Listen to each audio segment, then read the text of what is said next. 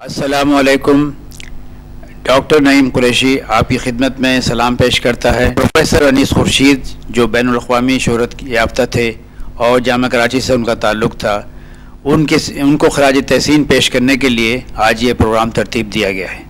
हमारे पास चंद कदावर शख्सियतें मौजूद हैं जिनका क़ुर्ब भी रहा है डॉक्टर साहब से और सालों का रफ़ाक़त भी रही है। वो डॉक्टर साहब के सिलसिले में अपने ख़यालात का इज़हार करेंगे। मैं डॉक्टर साहब का शागिर्द भी रहा हूँ। मेरी मुलाकात 1962 में हुई और मेरा फ़िज़िक्स में दाखिला हो गया था MSc में, लेकिन डॉक्टर साहब ने कहा आप लाइब्रेरी साइंस में आ जाइए। उसके बाद से 46 साल का अरसा गुजरा है और तालिब इल्म की हैसियत से और कली की हैसियत से डॉक्टर साहब की हमेशा रहनुमाई रही। बहुत मुशफ़िक़ उस्ताद थे, थोड़ा डिसिप्लिन के भी वो सख्त थे क्योंकि हमारी क्लास में अटेंडेंस पहले लेते थे और अगर ज़रा सा भी लेट हो जाए तो एब्सेंट लगा दिया करते थे। लेकिन उनकी ये सख्ती जो है हमारे बहुत काम आई। डॉक्टर साहब का बहुत कंट्रीब्यूशन भी है प्रोफेशन के अंदर। जो लाइब्रेरी साइंस का इस वक्त स्टेटस है उसमें डॉक्टर साहब का बहुत बड़ा कंट्रीब्यूशन है। पाकिस्तान लाइब्रेरी एसोसिएशन के ओहदेदार भी रहे और उसके अलावा बेशुमार सेमिनार्स में, कॉन्फ्रेंसेस में, वर्कशॉप्स के अंदर आपने मकाले भी पढ़े। आपकी पब्लिकेशन 200 से ज़्यादा हो चुकी हैं। इसके अलावा जो है 25 किताबें भी आपने तस्नीफ़ फरमाई हैं। सेहत का भी थोड़ा सा मसला रहा, लेकिन डॉक्टर साहब ने बड़ी जवामर्दी से तमाम चीज़ों को बर्दाश्त करते हुए बैलेंस रखा और ज़िंदगी वक्फ़ कर दी। जब डॉक्टर साहब वहाँ से MS और PhD भी कराए थे, उनको बाहर के ऑफ़र भी थे, लेकिन उन्होंने मुल्क की खिदमत करने को तरजीह दी। और डॉक्टर साहब के माशाल्लाह 5 बेटे हैं इस वक्त और वो सब के सब आला तालीमी याफ्ता हैं। तो डॉक्टर साहब ने अपनी तवज्जो घर पे भी दी और मुशफ़िक़ बाप भी थे वो। और डॉक्टर साहब की जो बेगम थी बड़ी सब्र व तहम्मुल वाली थी और उनकी पूरी सपोर्ट थी और डॉक्टर साहब ने जो कुछ भी कंट्रीब्यूशन किया उसमें उनका बड़ा हाथ है, तो इसलिए वो भी मुबारकबाद की मुस्तहिक़ है। डॉक्टर साहब कामटी में 1924 में पैदा हुए और डॉक्टर साहब का इंतकाल 4 जनवरी को कराची में हुआ। डॉक्टर साहब को 1996 में गवर्नमेंट ऑफ पाकिस्तान ने तमग़े हुस्न कारकर्दगी अता किया और ये भी जामिया कराची के लिए और डॉक्टर साहब के लिए और हम सब लोगों के लिए बड़े एजाज़ की बात है। मैं अपने शुरा का तारुफ़ कराना चाहूँगा। सबसे पहले हमारे उल्टे हाथ पे जो प्रोफेसर डॉक्टर ज़फ़र सईद सैफ़ी साहब तशरीफ़ रखते हैं। मुल्क के मुमताज़ दानिश्वर, मुहक़्क़िक़ और माहिर तालीम हैं। आप जामिया कराची के वाइस चांसलर भी रह चुके हैं। आपने यूनिवर्सिटी को बेहतर बनाने में नुमायाँ किरदार अदा किया। फैकल्टी ऑफ फार्मेसी में प्रोफेसर और डीन की हैसियत से भी आपने खिदमत अंजाम दी। आपकी निगरानी में बेशुमार तालिब इल्मों ने MPhil और PhD की सनदें भी हासिल की और आजकल भी HEJ इंस्टीट्यूट के अंदर ऐसे एमिनेंट एजुकेशनिस्ट आप खिदमत अंजाम दे रहे हैं। तहक़ीक़ से भी बहुत गहरा ताल्लुक़ है। इसके अलावा एक ख़ास बात जो है वो शेर व अदब से भी आपका बहुत ताल्लुक़ है और शायरी भी बहुत अरसे से करते रहे हैं और आपकी जो ख़ानदान है वो भी बहुत एक अदबी हैसियत रखता है। तारुफ़ में कराना चाहूँगा जनाब हमारे सीधे हाथ पे जो बैठे हुए हैं प्रोफेसर शरीफुल मुजाहिद साहब हैं। आप head of the department journalism के रहे हैं और बानी चेयरमैन हैं। 1955 में आपने कायम किया था। उसके अलावा फुल ब्राइट प्रोफेसर भी हैं, स्टैनफोर्ड से MS किया था। उसके अलावा जो है आजकल नेशनल डिस्टिंग्विश प्रोफेसर हैं और बेशुमार किताबों के मुसन्निफ़ भी हैं और बेशुमार पेपर्स और मकाले आपने तसनीफ़ किए हैं और तुलबा की रहनुमाई की। और जब से ये इलेक्ट्रॉनिक मीडिया शुरू हुआ उसके बाद जो है डिपार्टमेंट को रीऑर्गेनाइज़ किया गया और डिपार्टमेंट ऑफ मास कम्युनिकेशन भी बना है। हमारे तीसरे शरीक जनाब सैयद रियाजुद्दीन साहब तशरीफ़ रखते हैं। स्टेट बैंक के चीफ लाइब्रेरियन रह चुके हैं। डॉक्टर साहब के शागिर्द भी रहे हैं। MA इकनॉमिक्स की बेसिस पर ये स्टेट बैंक के में रिसर्च ऑफिसर भी रहे हैं और स्टेट बैंक की लाइब्रेरी को डेवलप करने में रियाज साहब का बड़ा हाथ है।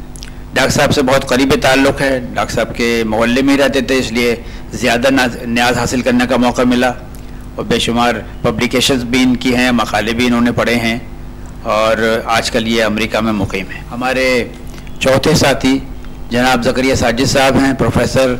आपने डॉक्टर साहब से पहले ताल्लुक़ हुआ एशिया फाउंडेशन की तरफ से जब आप प्रोग्राम एडवाइज़र थे।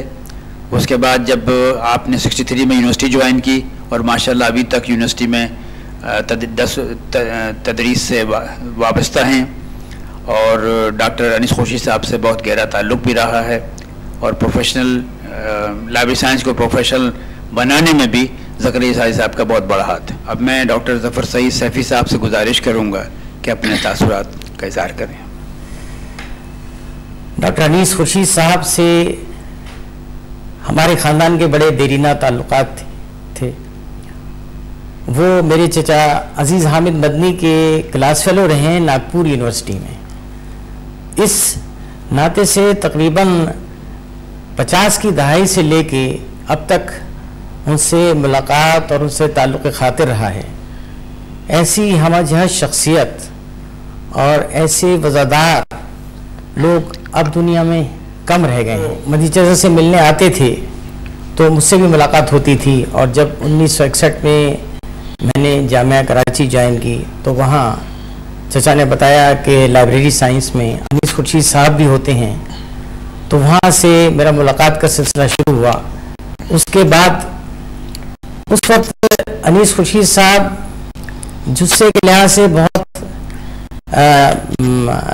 कोई तंदुरुस्त नहीं थे, बल्कि बहुत दुबले पतले से नजर आते थे और बेइंतहा मेहनत करते थे, क्योंकि उस डिपार्टमेंट की के तरक्की के लिए सुबह से शाम तक काम करना, मुख्तलिफ लाइब्रेरीज को जाके विज़िट करना और इस तमाम अरसे में इतना काम किया उन्होंने। और जब फिर उसके बाद अमेरिका चले गए वो तालीम हासिल करने के लिए और मेरा भी बाहर मुल्क से बाहर जाने का इत्तेफाक हुआ। जब मैं लौट कर आया तो मैं अपने तमाम साथियों से मिलने के लिए गया, तो जब अनीस खुर्शीद साहब की तरफ गया तो उस वक्त अमेरिका में एक बीमारी में मुब्तला हो चुके थे और उस वक्त इनको तकरीबन 16 कार्डिज़ोन खिलाई जा रही थी रोज़ाना। जब मैं गया तो मैं इन्हें पहचान नहीं सका। इन्हीं से मैंने पूछा कि डॉक्टर अनीस खुर्शीद साहब से मुझे मिलना है, तो वो हंस के कहने लगे कि मैं अनीस खुर्शीद हूँ। मैंने कहा डॉक्टर साहब ये आपको क्या हुआ? तो उन्होंने कहा भाई अमेरिका में मैं बीमार पड़ गया था और अब तकरीबन रोज़ाना 16 कार्डिज़ोन मुझको लेनी पड़ती हैं। मैंने कहा डॉक्टर साहब ये कार्डिज़ोन तो बड़ी ख़तरनाक है, ये अच्छी दवा नहीं है। ऐसा करते हैं कि कल आप मेरे साथ चलिएगा मेरे वालिद के पास और वो आपका इलाज करेंगे। दूसरे दिन सईद मियाँ वो इनकी कार चलाया करते थे, हम दोनों मिल करके घर आए PIB कॉलोनी और वालिद साहब से पूरा बीमारी इनकी डिस्कस हुई। उन्होंने सिर्फ इनको दिन में 2 डोजेज देनी शुरू की, यहाँ तक कि 1.5-2 साल के अरसे में वो कार्डिज़ोन तमाम छूट गई और माशाल्लाह अनीस खुर्शीद साहब सेहतमंद हो गए। और इस तरह उन्होंने अपनी तालीमी और तहकीकी कोशिशें जारी रखी। बहुत से तालिब इल्मों को उन्होंने रिसर्च का काम करवाया। एक वक्त में डॉक्टर हुसैन साहब की एक किताब आई ऑफ लाइब्रेरी एंड लाइब्रेरियंस। ये एक बहुत बड़ा कंट्रीब्यूशन था डॉक्टर महमूद हुसैन साहब का और उसका सारा क्रेडिट उन्होंने डॉक्टर अनीस खुर्शीद साहब को दिया। उन्होंने कहा अगर डॉक्टर अनीस खुर्शीद साहब मेरा साथ ना देते तो मैं ये किताब नहीं लिख सकता था। और बरसगीर में खुसूसन लाइब्रेरी की जो अहमियत है वह ज़र महज शम्स है, इसलिए कि लाइब्रेरी एक ऐसी जगह आती थी जिसे हम दानिशगाहें कहते हैं। वहाँ से तमाम तालिब इल्म अपने इल्म का और तहकीक का मवाद हासिल करते थे। डॉक्टर अनीस खुर्शीद साहब की याददाश्त इतनी अच्छी थी कि जिस किताब के बारे में उनसे पूछा जाता था वो बता देते कि फलाने शेल्फ में इतने नंबर पे ये किताब होगी। फिर आप तो लाइब्रेरी साइंस के ख़ुद माहिर हैं कि उसके मुख्तलिफ कैटलॉगिंग होती है, ये सब चीज़ें होती हैं। इस तरीके से उन्होंने इस इल्म को आगे बढ़ाया और आज जो भी लाइब्रेरी हम देखते हैं सिर्फ कराची में नहीं बल्कि पूरे पाकिस्तान में, उसमें अनीस खुर्शीद साहब की मेहनतों का अक्स नज़र आता है। बहुत शुक्रिया सैफ़ी साहब। अब मैं जनाब रियाज साहब से गुजारिश करूँगा के अपने तासुरात बयान फरमाएँ। अस्सलाम वालेकुम। डॉक्टर अनीस खुर्शीद साहब उस्ताद मोहतरम मुअज़्ज़म मुकर्रम के साथ मेरा 1962 में हुआ, जबकि मैं पहले ही से मैं इकनॉमिक्स में करने के बाद मैंने स्टेट बैंक ज्वाइन किया हुआ था, तो ज़माने में और स्टेट बैंक में रिसर्च डिपार्टमेंट में था। मुझसे कहा गया कि साहब आप लाइब्रेरी साइंस में दाखिला लें और फिर इस लाइब्रेरी को टेक ऑफ करें। तो उस वक्त मैं दाखिले के लिए गया, तो डॉक्टर साहब से 1962 में मुझे पहली मुलाकात हुई। उसके बाद मेरी मुलाकातें जारी रहीं, बस एक उस्ताद के और एक तालिब इल्म के। और वो कुछ अर्से के बाद जहाँ नाजाबाद ब्लॉक में जहाँ मुकीम थे, मैं वहीं पहले से रहता था, गली नंबर 3 में, गली नंबर 4 में और गली नंबर 3 में। तो मेरा इतना ख़ुर्बत होता गया कि मेरे ख़ानदान का, मेरे घर वालों का तो बहुत ही करीबी ताल्लुक़ होता चला गया। और डॉक्टर साहब से मुझे ये शर्फ हासिल हुआ कि मैं अक्सर उनसे मिलकर उनकी रहबरी हासिल करता था। क्योंकि मेरे पेश नज़र एक चीज़ हर वक्त ये रहती है कि असातिज़ा जो हमें तालीम देते हैं, चाहे वो इब्तदाई क्लास से लेकर यूनिवर्सिटी की क्लासेस तक या PhD करवाने में, ये तो उनका बड़ा दखल होता है और अपने प्यार और मोहब्बत से अपना फ़र्ज़ अदा करते हैं। तो मेरा एक एहसास ये हुआ कि इन्होंने तो अपना फ़र्ज़ अदा कर दिया, हमें अपना कर्ज अदा करना चाहिए। तो इस एहसास ने मुझे डॉक्टर साहब पर किताब लिखने की ख्वाहिश पैदा हुई। और 2000 में जब मैं आया था तो यहाँ पर उनके से मैंने गुजारिश की और कुछ और उस ज़माने के तलबा के साथ हमने गुजारिश की, उन्होंने कबूल किया और मुझे ये किताब लिखने का शर्फ हासिल हुआ।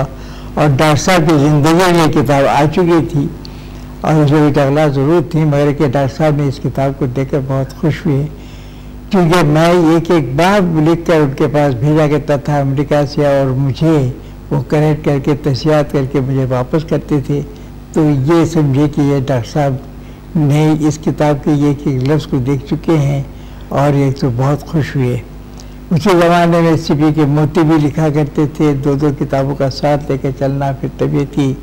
तो आखिरी जब ये किताब जब तबात के लिए जाने लगी तो उस वक्त तो तवज्जो नहीं कर सकी और ना मैं अमृतसर को तवज्जो हो सकी। तो इसमें कुछ अगला था, तो इसीलिए इसको फिर हम दोबारा शाये कर रहे हैं। इंशाअल्लाह अज़ीज़ ये किताब आप लोगों को डॉक्टर अनीस खुर्शीद के हर पहलू पर जनाब ये आपको मिल जाएगा इनके इसका मौत। और ये कि मैं ये चीज़ जो मुझे बार बार आजकल जब आपके वफात के बाद ये शेर मुझे बार बार मेरे जहन में आता है, एक तमाशा गाहे आलम रोए तो कुछ बहरे तमाशा मेरे भी। यानी ये कि हज़ारों की तादाद में जो सिर्फ पाकिस्तान में नहीं बैरून पाकिस्तान भी सिर्फ इनके तलबा ही नहीं बल्कि इनके साथी भी बाहर के ममालिक के जो इनसे इस्तिफ़ादा हासिल करते थे वह आज उस इस्तिफ़ादे से महरूम हो गए। ये बहुत बड़ा अलमिया है हमारे लिए। मुझे ये जिसो तशबी मोहम्मद साहब रहमतुल्लाह अलैह का इंतकाल हुआ तो उसमें एहतशाम थानी रहमतुल्लाह ने फरमाया था कि इनके इंतकाल से आप लोगों तो कुछ नुकसान नहीं पहुंचा मगर हमें नुकसान पहुंचा है। तो इसी तरह से मैं ये कहने पर मजबूर हूँ कि डॉक्टर साहब के इंतकाल की वजह से उनके वो तलबा जो इस वक्त तालिब इल्म है ग़ालिबन उनको इतना नुकसान नहीं पहुंचा होगा जितना कि हमारे वो तलबा जो इस सिलसिले में किताबदारी या कुतुबखाने से ताल्लुक़ रखती है और उनकी रहबरी हम हासिल किया करते थे। और ये कि ये एक बड़ा अलमिया है और बहुत तकलीफ दे हमारे लिए मसला है। अब मैं 2 दिन के बाद जा रहा हूँ और मैं क्या जज्बात लेके जाऊँगा मुझे नहीं पता। तो वहाँ डॉक्टर ये मुझे मालूम ऐसा होता है कि मुझे यहाँ पर अल्लाह ताला ने भेज दिया था कि मैं उनकी दीदार भी कर सकूँ, उनकी मैं इतनी शरीक हूँ ना तो मेरी तबीयत ऐसी नहीं थी कि मैं चल आ सका, मगर कि ये अल्लाह ताला की जानिब से था जो मैं हाजिर भी हो गया और मैं ये तमाम चीज़ों में शरीक भी हो सका। बहरहाल मेरे लिए एक बहुत तकलीफ दे अमर है कि मैं उनको मरहूम कहूँ, मगर अल्लाह की मस्ते जहाँ होती है हम में वो आज नहीं है। बस अल्लाह ताला उनको ग़ैर रहमत फरमाए, अल्लाह ताला उनके खिलाफ में सब्र जमील अता फरमाए। बहुत शुक्रिया रियाज साहब। अब मैं प्रोफेसर शरीफुल मुजाहिद साहब से गुजारिश करूँगा कि अपने तासुरात का इजहार करें। बहुत बहुत शुक्रिया नहीं सर, आप लोगों ने हमारे दोनों शुरा ने उनका लाइब्रेरी साइंस के सिलसिले में तारुफ करवाया और खराज तहसीन पेश की। आपने अंग्रेज़ी में एक ज़रबुल मसल सुनी होगी, फ्रॉम रैग्स टू रिचेस। इस तरह Anees Khurshid sahab from classifier to the leading library science educator बन गए। पाकिस्तान ही में नहीं, साउथ एशिया में इन्फ्ला जो ये बैनुल अक़वामी ऑर्गेनाइजेशन है लाइब्रेरी साइंस की, उसमें भी वो ओहदेदार रहे। उनका मुख्तलिफ यानी लीडिंग लाइब्रेरियंस इंडिया में और अमेरिका में उनसे ताल्लुक़ रहा है।